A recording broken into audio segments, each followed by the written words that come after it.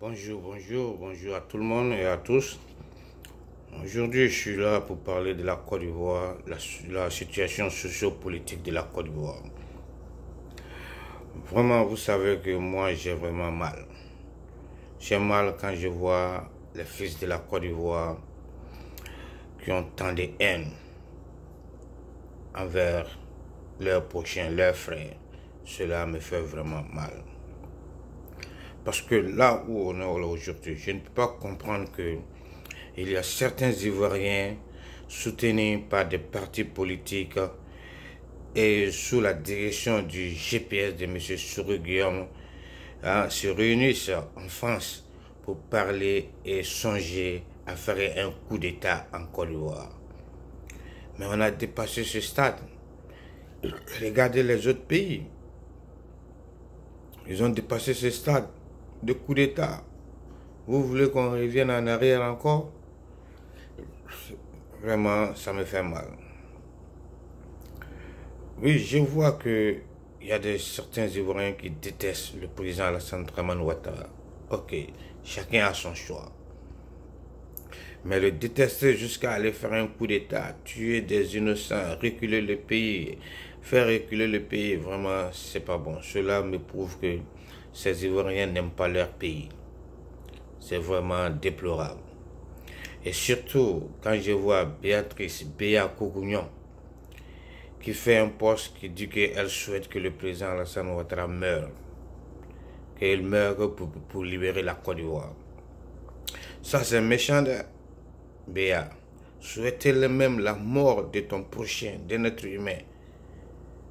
Ça, c'est très dur. Je pense que ça, c'est inhumain. Ce n'est pas bien. Tu ne peux pas souhaiter la mort de ton prochain. Même si c'est ton ennemi. Même si tu ne l'aimes pas. Mais souhaiter qu'il meure, ça, tu es allé trop loin, Béa. C'est pas bien. Ça, c'est de la sorcellerie maintenant. Tu es devenu Satan. C'est pas bien. Faut pas souhaiter la mort de ton prochain. Même le président Babo que tu soutiens, lui-même, il ne souhaite pas la mort du président Ouattara. Je te le dis, il faut lui demander. Le président Babo ne souhaite pas la mort du président Ouattara. Mais il faut savoir que grâce au président Ouattara aussi que Babo, sa vie a été sauvée.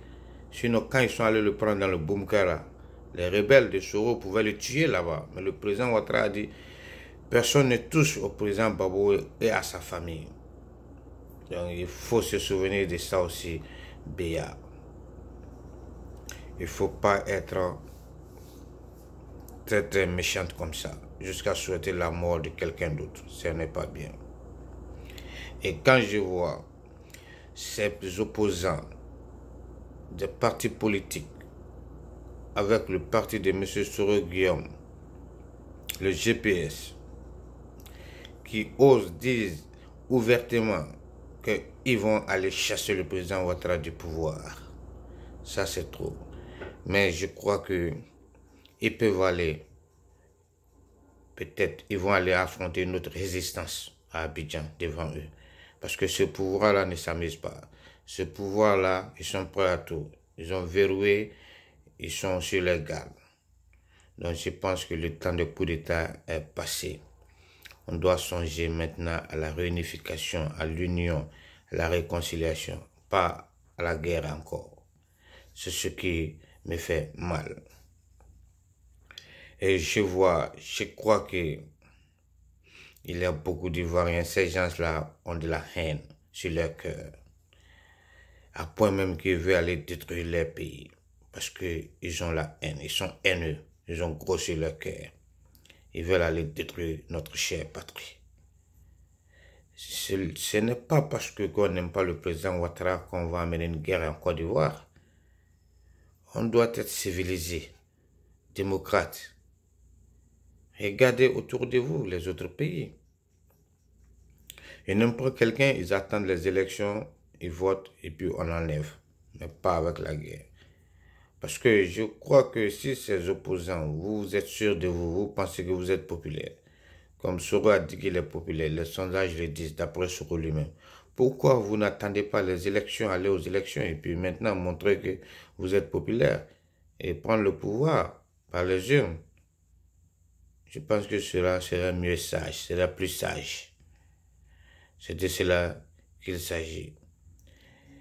Mais je souhaite que la Côte d'Ivoire quitte dans tout ça et que Dieu épargne notre chère patrie. Cela est très très important. Parce que je pense que nous, les Ivoiriens, on doit se ressaisir.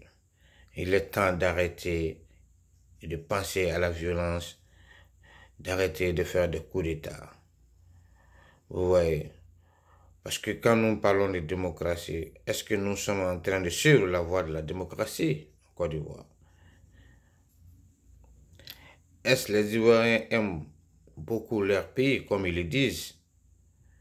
Parce que si on aime son pays, on ne va pas aller s'aimer de la violence, faire des coups d'État. C'est ce que moi je pense. Parce que un coup d'État, ce n'est pas une bonne idée pour nous, les Ivoiriens. Ce n'est pas bon. Parce que la Côte d'Ivoire et les Ivoiriens ont souffert. La population est fatiguée de tout cela. Vous savez? Donc il faut qu'on arrête ces trucs-là et qu'on songe à l'avenir. On doit penser toujours maintenant, nous les Ivoiriens, on doit penser aux choses positives. Oublions et arrêtons les discours de haine, de violence, de tribalisme, de discrimination, hein, de penser à faire des coups d'État aussi, car cela ne va pas apporter grand-chose à notre chère Côte d'Ivoire. Oui, je le dis. Parce que quand je vois comme Béatrice Koukouignon et les Soroïs et les pro-Babo qui disent qu'ils veulent la libération du président Babo de Charles Goudé. Si le président Babo n'est pas libéré, la Côte d'Ivoire ne bougera pas, il n'y aura pas de réconciliation, d'après eux. Bon, je pense que le futur de la Côte d'Ivoire ne passe pas par le destin d'un seul homme. Oui, le futur de la Côte d'Ivoire ne passe pas par le destin du président Laurent Gbagbo. C'est plutôt des institutions fortes qui sont importantes.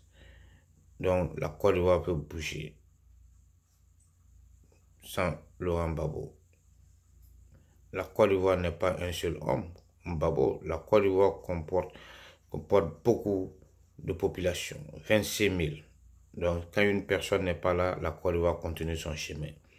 Mais nous ne souhaitons pas la mort du président Gbagbo. Nous souhaitons qu'il revienne dans son pays et vivre paisiblement.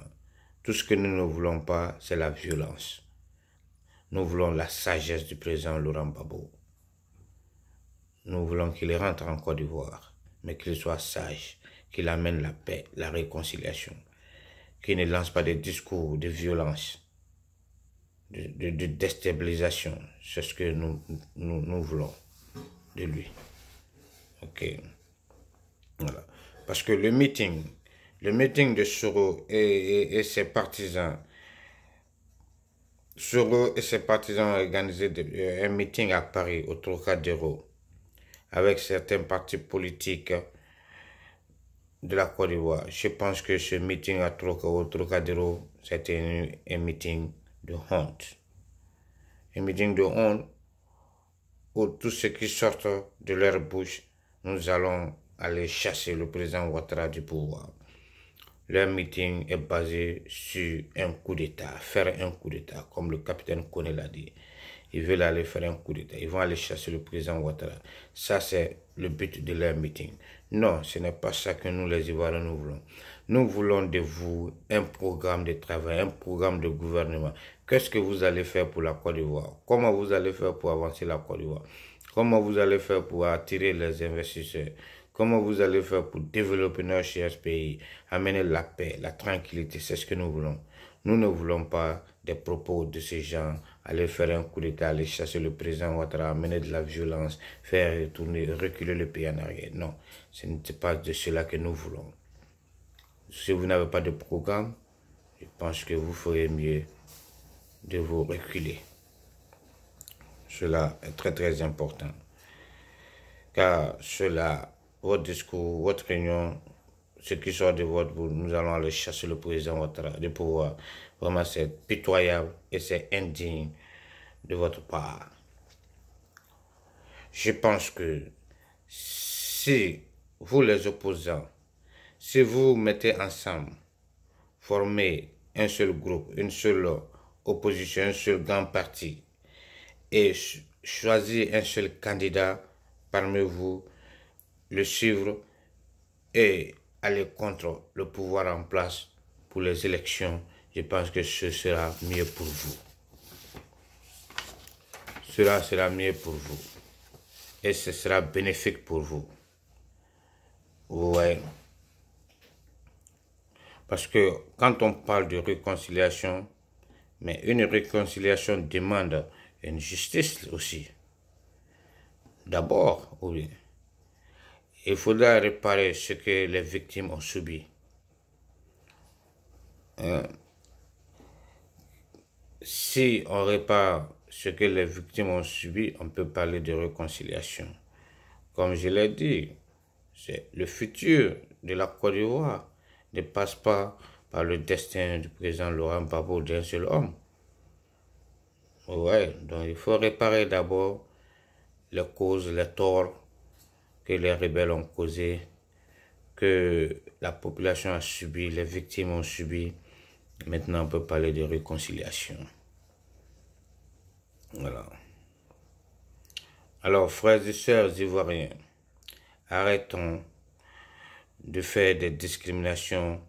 Arrêtons de discriminer le président Alassane Dramane Ouattara. Il est ivoirien, il est le président de la Côte d'Ivoire. Rien ne peut changer cela. Dieu l'a fait, nous devons l'accepter comme ça. Et nous devons oublier cette affaire d'ivoirité. Il n'est pas ivoirien, il est ivoirien. Nous devons oublier ça aujourd'hui et penser à l'avenir, au développement, à la construction de la Côte d'Ivoire. Donc je pense qu'on doit oublier ce concept d'ivoirité et laisser le président Alassane Dramane Ouattara faire son travail. Et je crois qu'il est temps pour nous Ivoiriens, de songer à l'avenir de la Côte d'Ivoire. C'est ce que moi, je souhaite. Donc, à bon entendeur, salut. Merci bien. On se reprend pour une autre vidéo. C'était Seydine Defila. Bye bye.